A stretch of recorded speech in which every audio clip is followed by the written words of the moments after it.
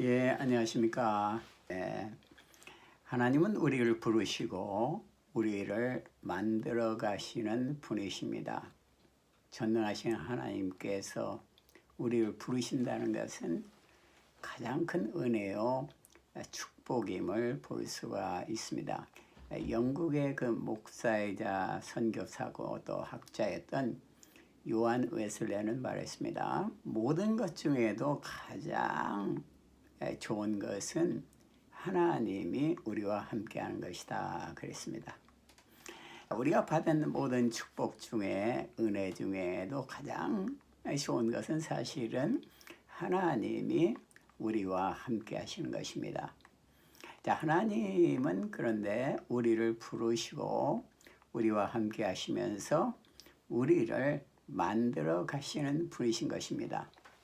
이 부르심이라는 것은 참 중요하죠. 부르심, 영어로는 calling이라고 하죠.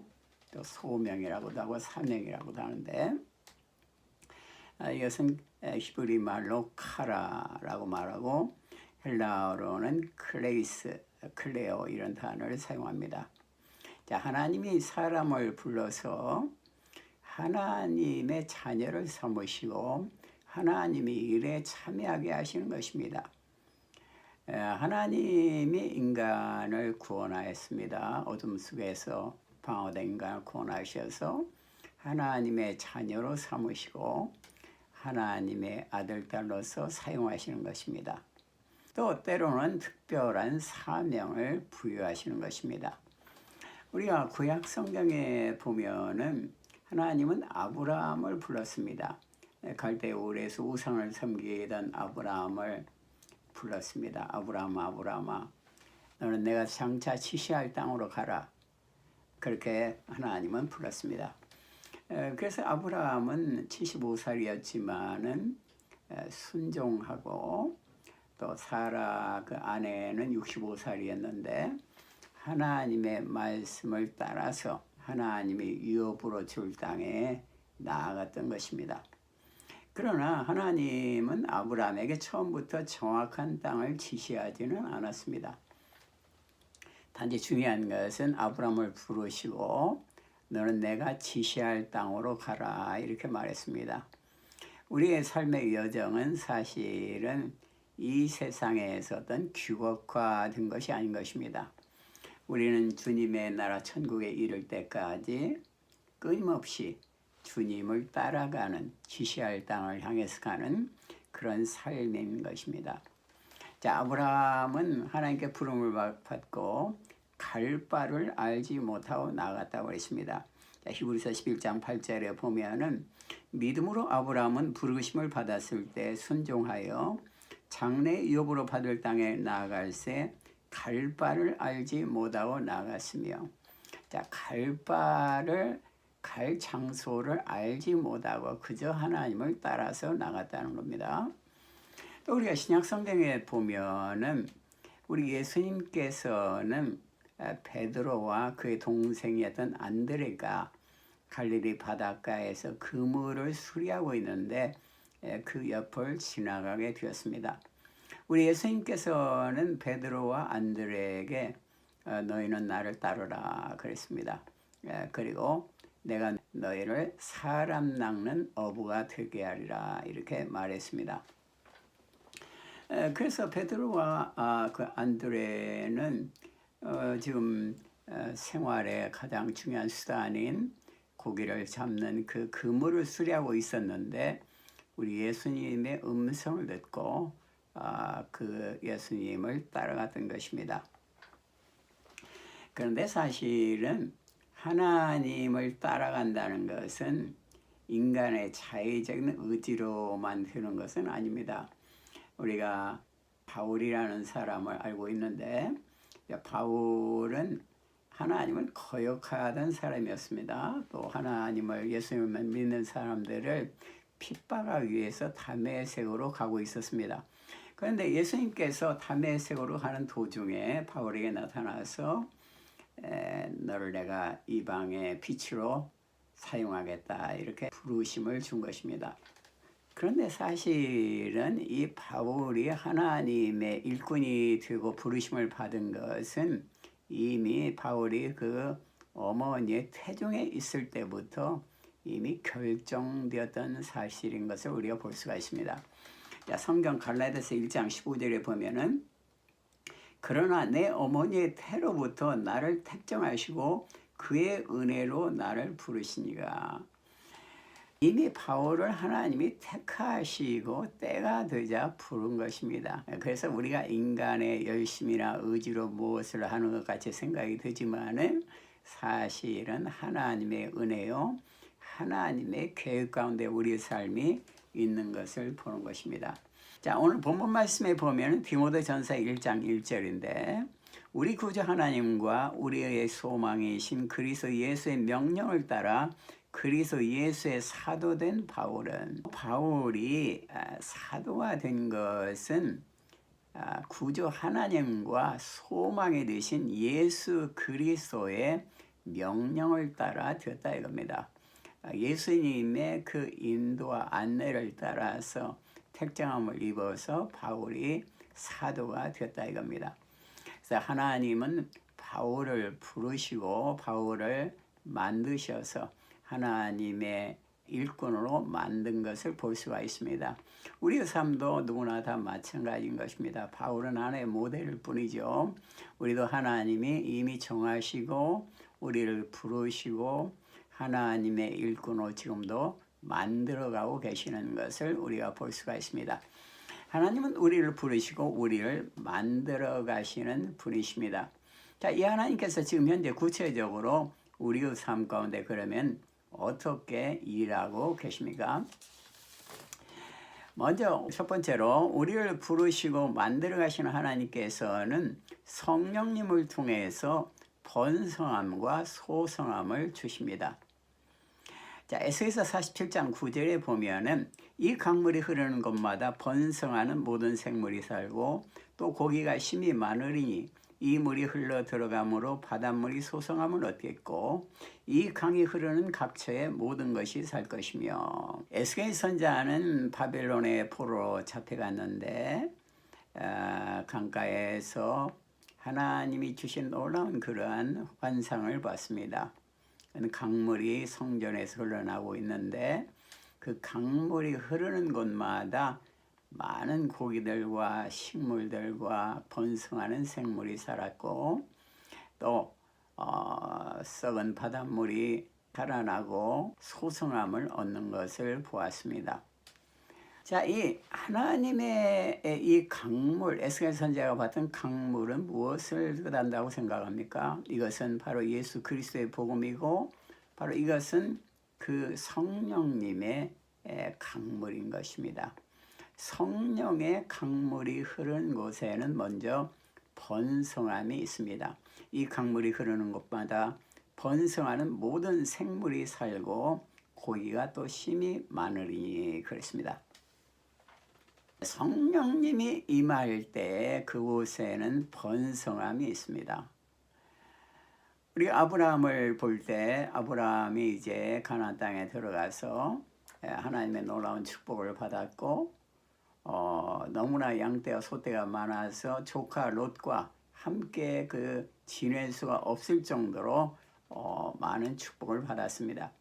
그래서 아브라함과 롯은 떨어지게 하기 위해서 아브라함이 먼저 롯에게 네가 좋은 땅을 택해라. 그래서 롯은 좋은 땅을 찾아서 나갔습니다. 자, 아브라함은 조카 롯을 보낸 후에 마음이 상당히 좀 쓸쓸했을 것입니다.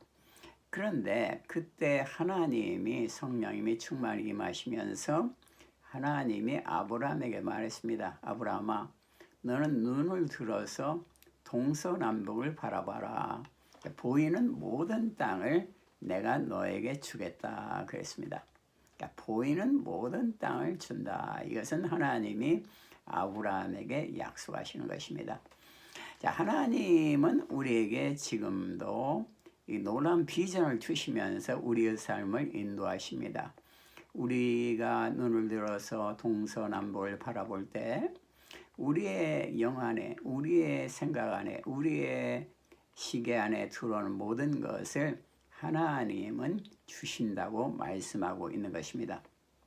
창세기 13장 12절에 13절에 보면은 너희는 눈을 들어서 너희 있는 곳에서 동서남북을 바라보라. 보이는 모든 땅을 내가 너와 내 자손에게 주리니 영원히 이르리라. 이렇게 약속하고 있습니다. 일단 하나님께서는 우리에게 번성하는 축복을 주시는데 우리를 모든 민족에게 뛰어나는 그런 복을 주겠다고 약속하고 있습니다.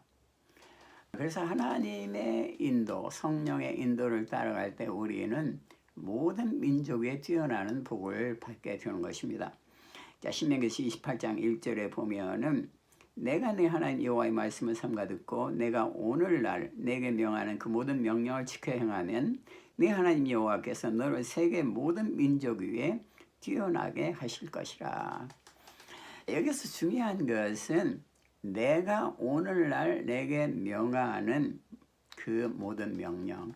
자, 하나님은 지금도 오늘날도 오늘도 우리에게 명하십니다. 하나님은 우주와 만물을 창조하시고 우리를 떠나신 분이 아니라 지금도 우리의 삶 가운데 임하셔서 간섭하여 주시고 우리를 지도하여 주시고 인도하여 주시는 것입니다. 그래서 하나님은 지금도 우리에게 오늘도 명하시고 우리에게 오늘도 구체적으로 말씀하시는 것입니다. 하나님의 인도를 따라갈 때 세계 모든 민족 위에 뛰어나는 그런 은혜를 준다고 그랬습니다. 또한 이 성령님께서는 하나님께서는 성령으로 역사해 주셔서 우리 영혼을 소성케 하십니다. 자, 우리 영혼이 어두울 때 우리는 앞길을 보지 못하고 또 우리는 방황하게 되는 것입니다. 길을 모르기 때문에. 그런데 성령이 임할 때 우리 영혼이 소성함을 얻기 때문에 영적인 눈이 떠져서 하나님의 인도를 깨닫고 느낄 수가 있는 것입니다. 그래서 하나님은 우리의 삶을 가장 바른 길로 인도하시는 것입니다. 자, 시편 43편 3절에 보면은 주의 빛과 주의 진리를 보내어 나를 인도하사 주의 성산과 장막에 이르게 하소서. 하나님은 빛과 진리를 보내어서 우리를 인도해서 가장 은혜로운 곳으로 우리를 인도하시는 분이십니다. 내 영혼을 소생시켜서 나를 인도하시는 것입니다. 그래서 우리를 부르시고 만들어 가시는 하나님께서는 이 성령님을 통해서 번성함과 소성함을 주십니다. 자, 두 번째로 우리를 부르시고 우리를 만들어 가시는 하나님은 하나님의 능력인 복음을 주시고 또 구원을 주십니다. 로마서 1장 16절에 보면은 내가 복음을 부끄러워하지 아니하노니 이 복음은 모든 믿는 자에게 구원을 주시는 하나님의 능력이 됨이라. 첫째는 유대인에게요 또한 헬라인에게로다. 여기서 오늘 성경은 내가 복음을 부끄러워하지 않는다 그랬습니다. 복음이라는 것은 뭡니까? 복음이라는 것은 한마디로 말한다면 예수 그리스도입니다. 두 마디로 말한다면 예수님의 십자가의 죽으심, 그래서 피 흘리심으로 우리의 모든 죄를 용서하시고, 세 마디로 말한다면 우리 예수님이 십자가에서 내 죄를 용서하고 죽으시고 그러나 사흘 만에 부활하시고 지금도 성령으로 우리 가운데 임재하고 계시다. 천국에 이르기까지 나를 돕고 계시다. 이렇게 우리가 복음을 정리할 수가 있습니다. 하나님의 사랑인 것입니다. 죄를 용서하시는 사랑, 동행하시는 사랑이죠.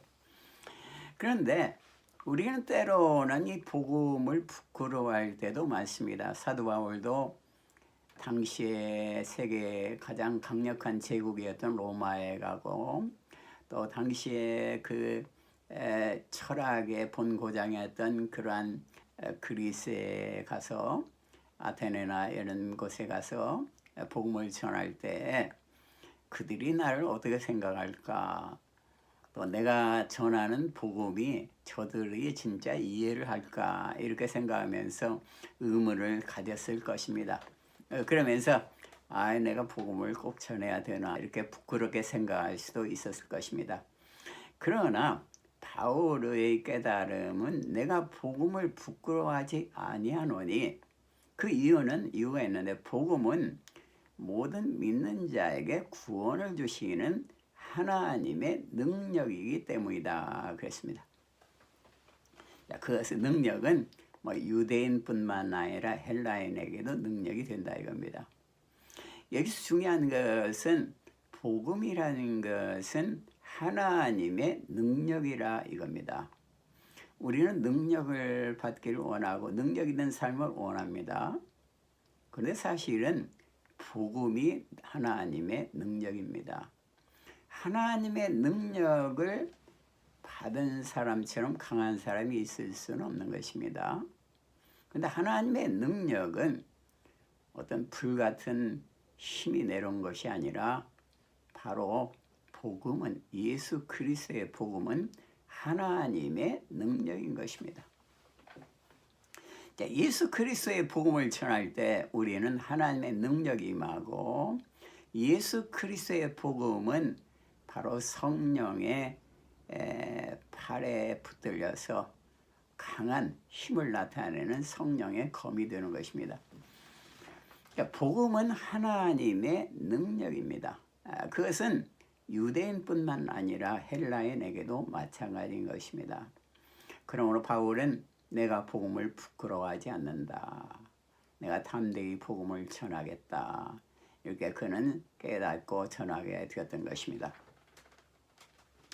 복음은 부끄러워해서는 안 되는 것입니다. 왜냐하면 복음을 듣는 자는 믿기 때문인 것입니다. 복음의 신비한 능력이 있는데 그것을 듣는 자는 믿게 되는 것입니다. 바울이 로마에 가서 복음을 전할 때 어떤 사람은 믿었고 어떤 사람은 의심을 가지고 그냥 떠나갔다고 그랬습니다. 중요한 것은 어떤 사람은 믿었다 이겁니다.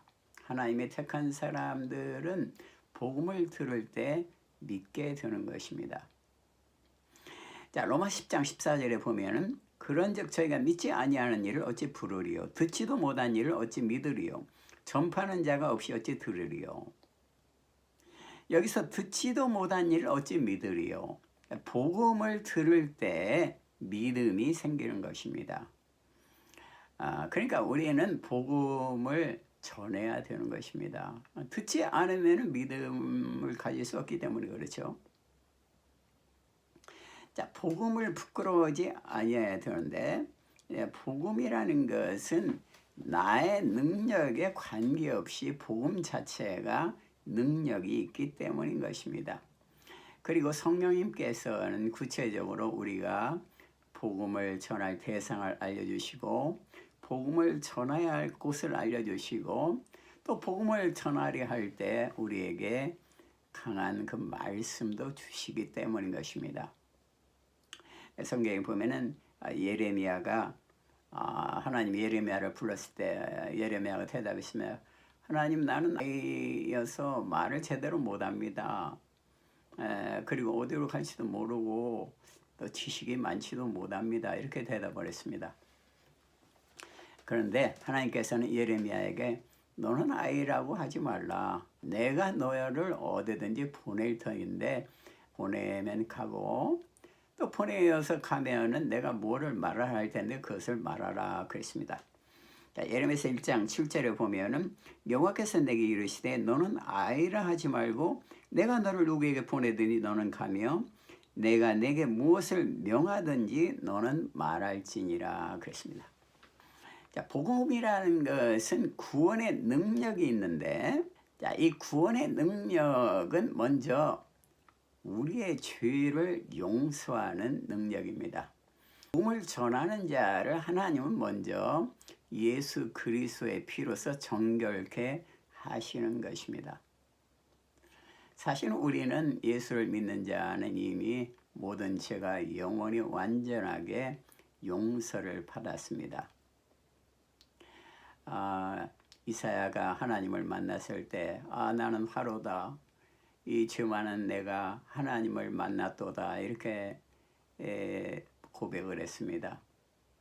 그런데 하나님께서는 제단 숯불을 가져다가 이사야의 입술을 지져줬습니다. 그리고 모든 죄와 허물을 용서했습니다. 그리고 복음을 전하게 했던 것입니다. 이사야서 6장 7절 8절에 보면은 그것을 내 입에 대며 가로되 보라 이것이 내 입에 닿았으니 내 악이 제하여졌고 내 죄가 사하여졌느니라 하더라. 그 다음에 하나님은 이사야를 보내는 것입니다. 그러니까 하나님이 나의 죄를 다 용서하셨다. 내가 의로워서 하나님이 복음을 전하려고 하는 것이 아니라 하나님이 나의 죄를 용서하시고 복음을 전하게 하시는 것입니다. 또한 이 복음을 전하는 것은 사실은 복음을 듣는 자만 유익한 것은 아닙니다. 복음을 전할 때 복음을 전하는 자가 유익한 것을 볼 수가 있습니다. 그래서 우리는 복음을 전하는 것을 계속해야 되는 것입니다. 디모데전서 4장 16절에 보면은 내가 내 자신과 가르침을 삼가 이 일을 계속하라. 이것을 행함으로 내 자신과 내게 듣는 자를 구원하리라. 복음을 끊임없이 전하라고 말하고 있습니다. 주님은 그 이유는 복음을 전할 때 너에게 듣는 자뿐만 아니라 너 자신이 구원된다. 이렇게 말하고 있는 것입니다.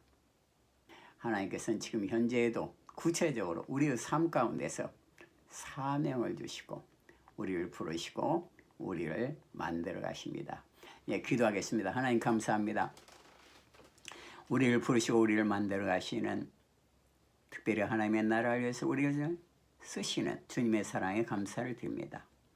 이 복음을 부끄러워하지 않고 이 복음의 무한한 능력을 믿으며 이 복음은 전하는 자와 듣는 자를 구원하는 놀라운 힘이 있다고 그랬는데 담대히 복음을 전할 수 있도록 주님께서 은혜를 베풀어 주시옵소서.